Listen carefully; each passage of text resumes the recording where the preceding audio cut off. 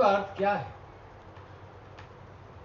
गुरुर् ब्रह्मा गुरुर्विष्णु गुरुदेवो महेश्वराय गुरु साक्षात परब्रह्म तस्मै श्री गुरुवे नमः। अज्ञानतिमिरान्धस्य ज्ञानांजन शलाकया येन चक्षुरुन्मिलितं तस्मै श्री गुरुवे नमः।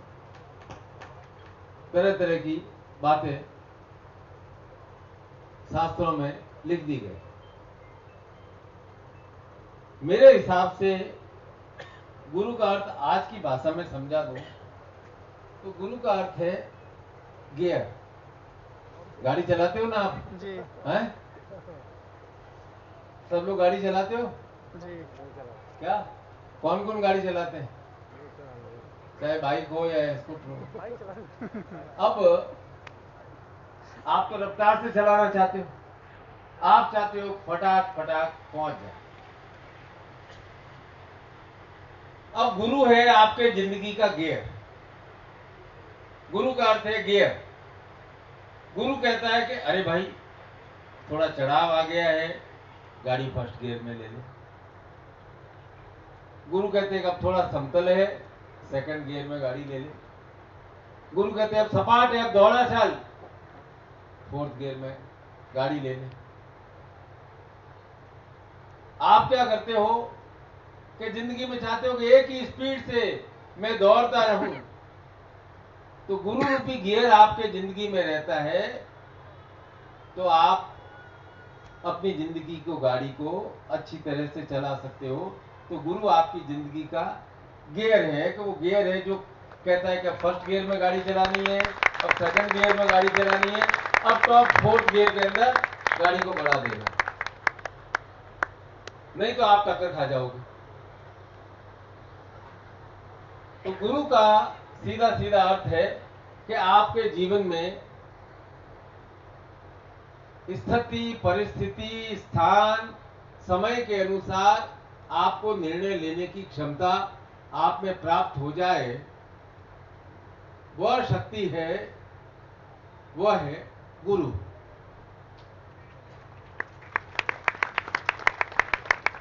कि अब मेरे को जिंदगी में तेज रफ्तार से बढ़ना है, अब मेरा समय अनुकूल है, यह क्या ज्ञान होना गुरु शक्ति के कारण ही होता है। तो जब गुरु रूपी गियर आपके जिंदगी में रहता है तो आपको लगता है कि कोई चढ़ाव आ जाएगा, कोई बात नहीं, अभी मेरे को फर्स्ट गियर में चलाना है, गुरु मेरे साथ है, ये चढ़ाव भी पार हो जाएगा, स्पीड ब्रेकर आएगा, मैं आराम से पार कर लूंगा। यदि आपके जिंदगी में गुरु नहीं रहे तो आप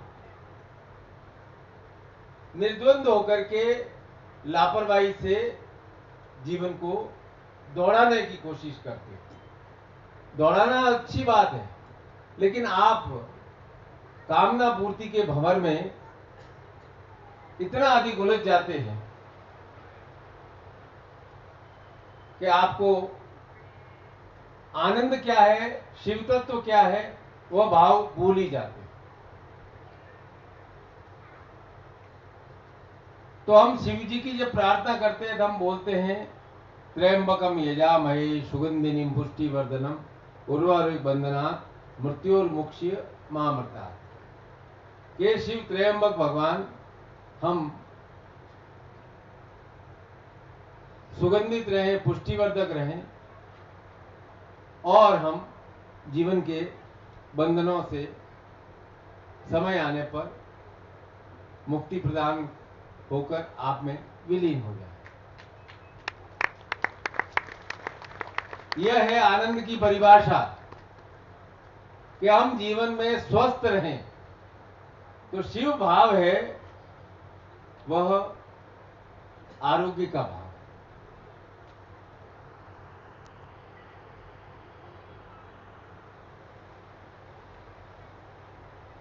बहुत अच्छा एसी लगाया हुआ है, लेकिन बुखार आ जाता है तो क्या करते हो? एसी बंद कर देते हो ना, कि नहीं नहीं ठंड सहन नहीं होती।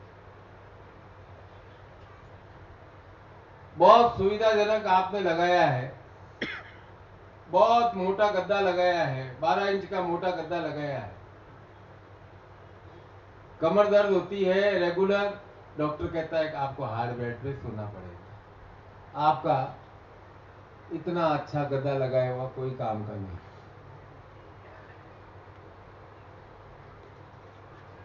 आपका सिर दर्द कर रहा है और आपको कहा जाए कि अध्ययन करो बच्चों को, नहीं।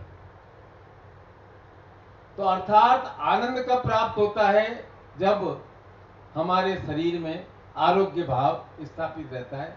तो शिव तत्व का आनंद का अर्थ है कि हम सुगंधित रहें, पुष्टिवर्धक रहें, यह है शिव तत्व।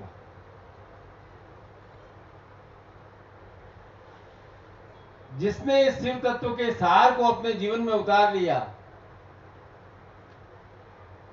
वह जीवन में दुखी नहीं हो सकता,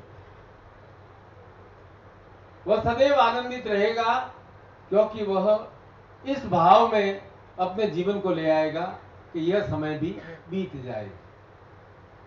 और वह समय बीत जाता है, क्योंकि काल चक्र तो निरंतर और निरंतर घूमता रहता है। दुखी क्यों होते हैं? कि हम ठहर जाते हैं। हम काल की गति में एक जगह रुक जाते हैं और हमारी कोई कामना पूर्ण नहीं हुई तो हम उस कामना के बारे में ही सोचते सोचते सोचते अपना दिमाग, मनो, मस्तिष्क, मन सब खराब करते रहते हैं।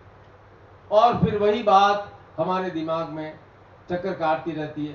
फिर आप कहते हो ओम नमः शिवाय, हर हर महादेव, हर हर महादेव, हर हर महादेव।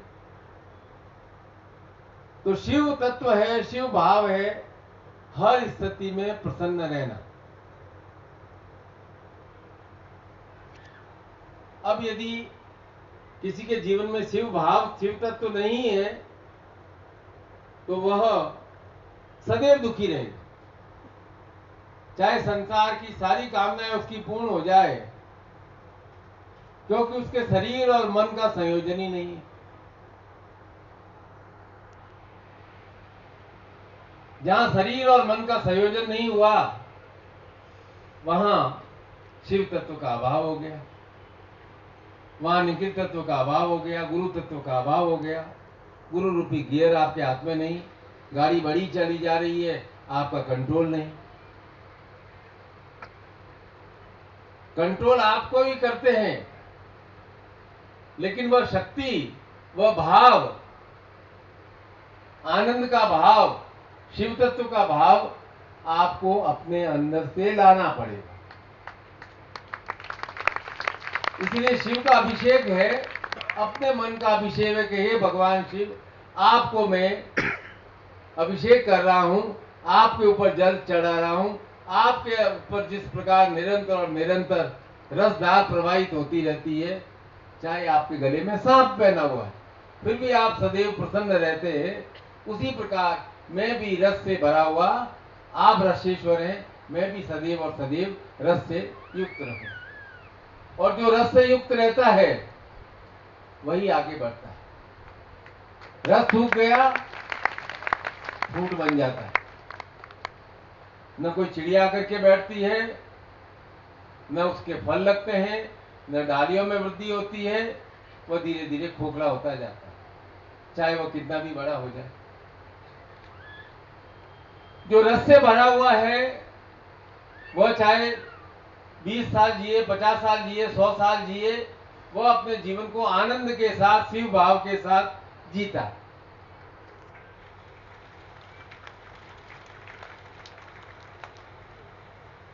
और आप कहते हो शिव, कहते हो कि भोले भंडारी। भोले भोले नहीं है, आगे भंडारी भी कहा गया। उनके भंडार में सब कुछ है।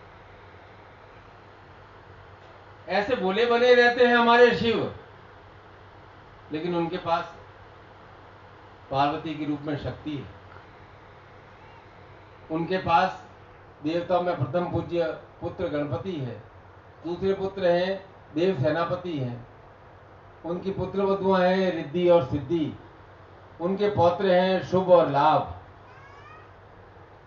तो हमारे शिव ने सबको अपने अपने काम करने को कह दिया, और फिर ऊपर से कह दिया कि अब तुम मुझे मुक्त करो, मैं संसार का कल्याण करने के लिए स्थान स्थान पर शिवलिंग रूप में स्थापित होऊंगा, और जो भक्त जिस प्रकार की कामना करेगी उसकी कामना उचित होगी। तो मैं उसकी कामना को अवश्य पूर्ण करूंगा। पहले उन्होंने अपना संसार को उचित किया।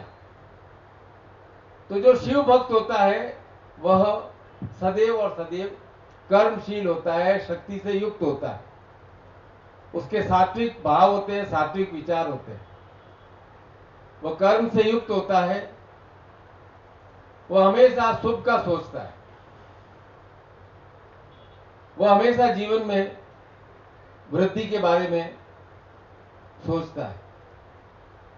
शिव भाव आए बिना न जीवन में रस रह सकता है, न वृद्धि रह सकती है, न सिद्धि रह सकती है, न रिद्धि रह सकती है, न शक्ति रह सकती है, न शुभ रह सकता है, न लाभ रह सकता है।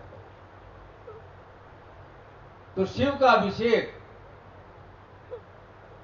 शिव का पूजन अपने मन में शक्ति का उद्बोधन है, शक्ति का जागरण।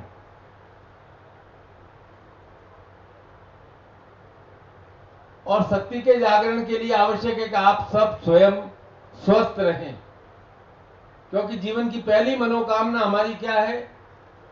बच्चा जन्मते ही हमारी मनोकामना है हम बच्चा स्वस्थ रहे। और 70 साल की उम्र में कोई आपको नहीं पूछता है कि आप कितना कमाते हो, आपकी सैलरी कितनी आती है। 60 साल में आपको यही पूछते तबीयत कैसी है, शरीर से तो ठीक है। कोई आपसे पूछता है कि आपका बैंक बैलेंस कितना है? 40 साल की उम्र में आपको पूछ लेगा। 60-65 साल की उम्र में कोई नहीं पूछता है। कोई बच्चे को देख करके कोई नहीं कहता है, उसे आशीर्वाद देते दीर्घायु हो, स्वस्थ रहे। तो शिव तत्व का आधार है जीवन का स्वास्थ्य, मन का स्वास्थ्य। जिसके जीवन में स्वास्थ्य है मन में और शरीर में, वह है शिव तत्व की छोटी सी परिभाषा। इस परिभाषा में संपूर्ण परिभाषा आ जाती है। कामनाएं बहुत बढ़ाई है, लेकिन कहां ब्रेक लगाना है ये तो आपको निर्णय लेना पड़ेगा ना। नहीं तो क्या होगा कि आप बार बार मुझसे मिलते रहोगे, ईश्वर के दरबार में जाते रहोगे, शिव पर जल चढ़ाते रहोगे और एक और मांग पत्र रख दो। फिर 3 महीने बाद दूसरा मांग पत्र रख दोगे, फिर 6 महीने बाद दूसरा मांग पत्र रख दोगे, फिर 1 साल बाद दूसरा मांग पत्र रख दोगे। तो क्या हम शिव की पूजा आराधना केवल मांग पत्र रखने के लिए करें, या हम इस भाव के साथ करें कि हमारे अंदर शिव तत्व हो और हम हमारे नित्य प्रति के जीवन में आनंद अनुभव करें? किस लिए करना चाहते हैं? सद्गुरुदेव की जय। सद्गुरुदेव